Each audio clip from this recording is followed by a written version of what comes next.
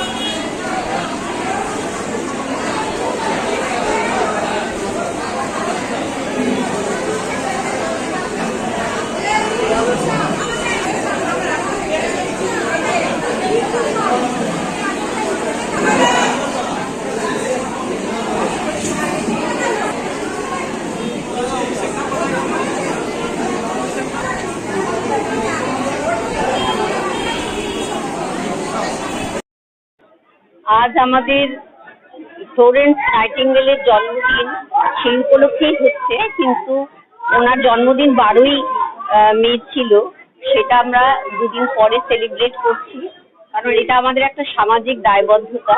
সেই জায়গা থেকে আমরা এটা অর্গানাইজ করেছি নার্সিং লোকেরা। না না, আমরা অর্গানাইজার, কিন্তু সব স্তরের সবাই এসে এখানে আমাদের সঙ্গে পার্টিসিপেট করেছেন।